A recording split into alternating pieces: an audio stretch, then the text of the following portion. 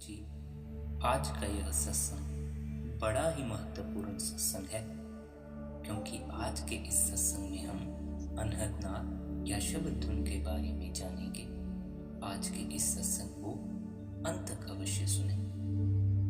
अनहद नाद संसार में अनुभव की जाने वाली एक रहस्यमय अनुभूति है। इसे ध्यान योग या नाद योग के अंतर्गत वर्णन किया जाता है। ध्यान योग में व्यक्ति अपने मन को शांत और एकाग्र करता है और मन को एक स्थिर ध्यान अवस्था में लाना होता है। अनहद नाद या शब्द धुन योग का एक अनुभव होता है, जिसे सुनने की तकनीक के रूप में वर्णन किया जाता है। इसे हम आंतरिक कानों से सुनते हैं। इस ध्वनि का बाहरी कानों से कोई भी लेन देन नहीं है। यह ध्वनि आपको बाहर से कभी भी सुनाई नहीं देती। ये आपके अंदर हो रहा संगीत है। मान लीजिए आप अपने मोबाइल फोन पर कोई संगीत सुन रहे हैं, कोई अच्छी ध्वनि सुन रहे हैं, मगर वह ध्वनि आपके मोबाइल फोन से आ रही है। उस ध्वनि को सुनने के लिए आपको किसी यंत्र का इस्तेमाल करना पड़ रहा है। मगर जो शब्द धुन होती है या जिसे हम अनहद नाद कहते हैं, उसके लिए किसी यंत्र की जरूरत नहीं पड़ती। वह ध्वनि किसी भी बाहरी यंत्र के द्वारा नहीं सुनाई देती। उस ध्वनि का सारा जो आपके भीतर से है, वो आपको आपके भीतर से ही सुनाई देगी। जब वह ध्वनि आपको सुनना शुरू होगी, तब आप बाहर से सुनाई देने वाले संगीतों और उस भीतर से सुनने वाले संगीत में अपने आप ही फर्क जान जाएंगे। तब आप पाएंगे कि कुछ आपके भीतर से उठ रहा है। आपको किसी यंत्र की आवश्यकता नहीं। आपको बाहर से कुछ सुनाई नहीं दे रहा, बल्कि यह जो संगीत है आपके भीतर हो रहा है। ऐसा अनुभव शब्द धुन जब शुरू होती है तब होता है। इस अनुभव में एक असाधारण तरह का शांत वाद्य संगीत का अनुभव होता है, जो मन के ऊपर से मन के परे से सुनाई देता है। यह संगीत मन के पार से आता है, सचखंड से आता है। यह संगीत अंतर्ज्योतीय आत्मा से भी जुड़ा हुआ होता है। भजन सिमरन में व्यक्ति अपने मन को शांत और एकाग्र करता है और उसे एक स्थिर ध्यान अवस्था में लाने का प्रयास करता है।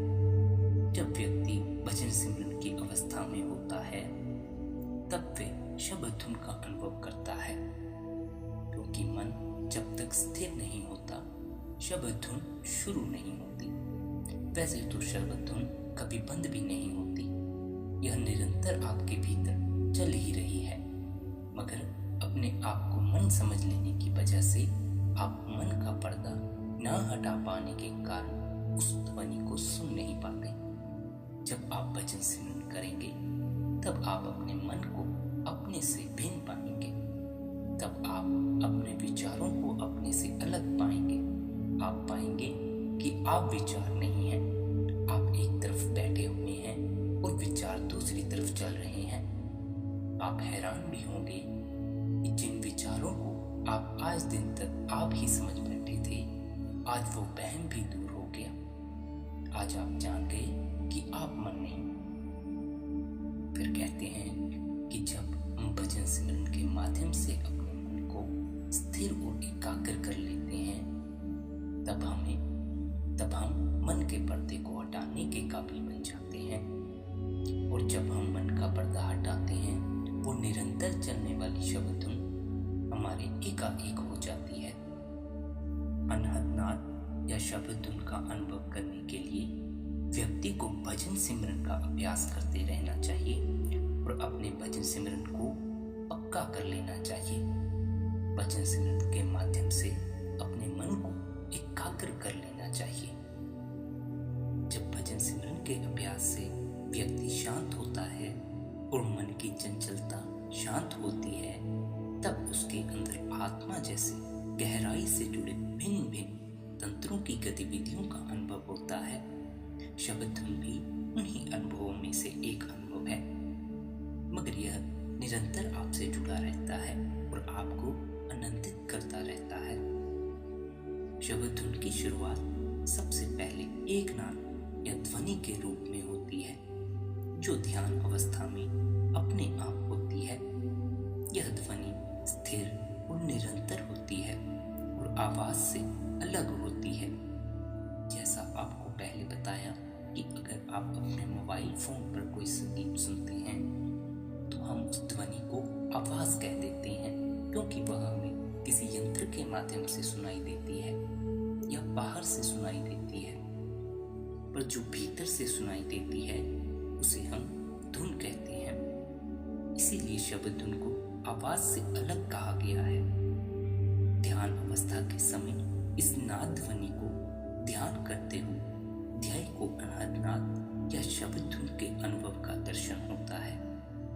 भजन सिमरन का लगातार अभ्यास करना बड़ा आवश्यक है, ताकि आप अपने मन को एकाग्र कर सकें, और आराम से करना चाहिए। इसमें कोई जल्दबाजी नहीं करनी चाहिए। जितना आराम से काम किया जाता है उतना ही वह बेहतर होता है। इसलिए हमें कभी भी भजन सिमरन के वक्त जल्दी नहीं करनी चाहिए। अगर हम आराम से ध्यान भजन सिमरन का अभ्यास करें तो हमारे अंदर कुछ समय बाद एक असाधारण तरह का शांत वाद्य संगीत का अनुभव होता है, जिसे हम शब्द धुन कहते हैं। मगर वह पूरी तरह मन को स्थिर करने के बाद होता है, और मन को स्थिर करने के लिए हमें भजन सिमरन करने की सलाह दी जाती है।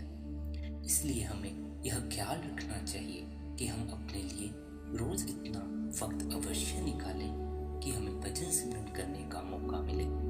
भजन सिमरन के अभ्यास से हम शब्द धुन से जुड़ते हैं, मगर यह कोई जल्दबाजी का काम नहीं। इसमें सब्र की जरूरत है, पर हमारा मन सब्र करना नहीं जानता। हम कुछ समय बैठते हैं और फिर जब हमें कुछ अनुभव नहीं होता, फिर हम सवाल उठाने लग जाते हैं। और अगर हम निरंतर भजन सिमरन में बैठें, उसका अभ्यास करते रहें, भले ही हमें कुछ अनुभव हो या ना हो, तो एक दिन वह मालिक अवश्य कृपा करता है। तब हमें शब्द धुन के साथ वह जोड़ देता है, और वह शब्द धुन निरंतर चलने वाली धुन है। आप अपनी मर्जी से उस धुन को चला नहीं सकते, अपनी मर्जी से उस धुन को बंद भी नहीं कर सकते। वह धुन भी अपने आप से उठती है और अपने आप से बंद हो जाती है। और अगर इसे दूसरे शब्दों में कहें तो ना तो वह बंद होती है, ना ही शुरू होती है, वह चलती ही रहती है। पर जब हमारा मन बीच में आ जाता है, वह बंद हो जाती है। इसलिए नहीं कि उसका बंद होना स्वभाव है, बल्कि उसका स्वभाव तो निरंतर चलते रहना है। बस उसके बंद होने की वजह हमारा मन है। जब तक हमारा मन बीच में रुकावट है, तब तक हम शब्द धुन से एकाएक नहीं हो सकते। इसलिए आप और अन्य जितने संत हुए हैं, उन्होंने मन को स्थिर करने पर इतना जोर दिया है, क्योंकि हमारा मन ही हमारा दुश्मन है। यही केवल हमारे बीच और उस मालिक के बीच रुकावट बनता है, उस शब्द धुन के बीच रुकावट बनता है। अगर हम अपने मन को स्थिर कर लें या इससे पार चले जाएं, तो हम मालिक से मिल जाते हैं। शब्द धुन व्यक्ति की चित्त वृत्ति को शांत करने में मदद करता है। शब्द धुन सुनते रहने से मन अपने आप निर्मल होता चला जाता है। अधिक भजन सिमरन के अभ्यास से यह नाद की ध्वनि अधिक स्पष्ट रूप से सुनाई देने लगती है और अधिक सुगम एवं स्पष्ट होती है। अनहद नाद के अनुभव का आनंद लेने के लिए, शब्द धुन से आनंद लेने के लिए भजन सिमरन का अभ्यास करने वाले व्यक्ति को अपने आप को स्थापित करने के साथ साथ, स्थिर करने के साथ साथ अपने आप को इस शब्द धुन की ध्वनि के साथ भी जोड़ना चाहिए। इस ध्वनि को सुनने से व्यक्ति की आत्मा को आनंद की अनुभूति होती है और उसके अंतरंग में शांति एवं समृद्धि की भावना उत्पन्न होती है।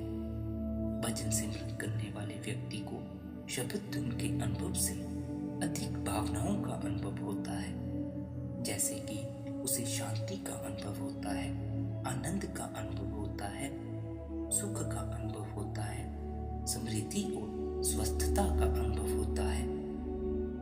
अनहद या शब्द धुन की ध्वनि का अनुभव करने के लिए एक खाली गिलास को अपने कान पर लगाएं।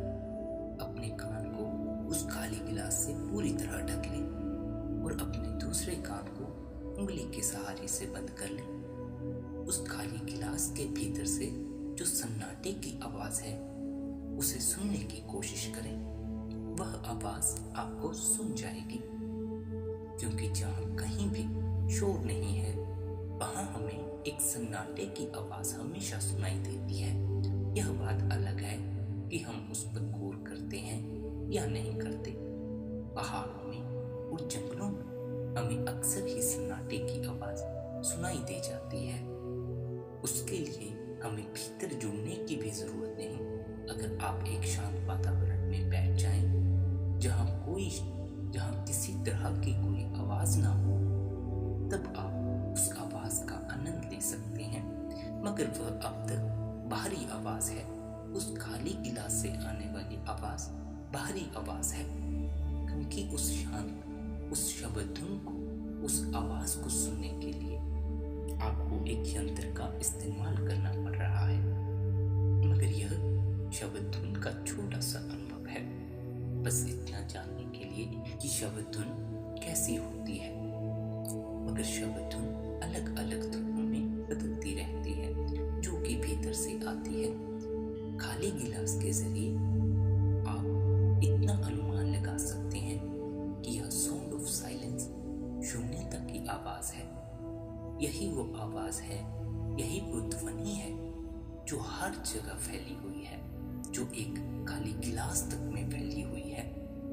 इसी ध्वनि ने पूरी सृष्टि को बनाया हुआ है। मगर यह ध्वनि हमारे भीतर बिना किसी यंत्र के, बिना किसी बाहरी बंदोबस्त के हमारे भीतर निरंतर चल रही है। उस आवाज को हम शब्द धुन कहते हैं। अनुभव के लिए आप खाली गिलास का प्रयोग कर सकते हैं, मगर इस बात को याद रखें कि वह जो शांति की आवाज उस खाली गिलास से आ रही है, सन्नाटे की आवाज आ रही है, वह बाहरी यंत्र के माध्यम से आ रही है। अगर आप यंत्र हटा दें, गिलास हटा दें, तब आपको वह आवाज सुननी बंद हो जाएगी। जब शब्द धुन शुरू होती है, उसमें हमें वह आवाज बिना किसी यंत्र के सुनाई देती है। जब शब्द धुन भीतर से शुरू होती है, तब हमें वह बैठे बैठे भी सुनाई देती है, सोते सोते भी सुनाई देती है, काम करते करते भी सुनाई देती है। फिर हमें किसी भी बाहरी यंत्र की आवश्यकता नहीं होती, और वही जो ध्वनि है वही हमें शांत करती चली जाती है, हमारे मन को निर्मल करती चली जाती है।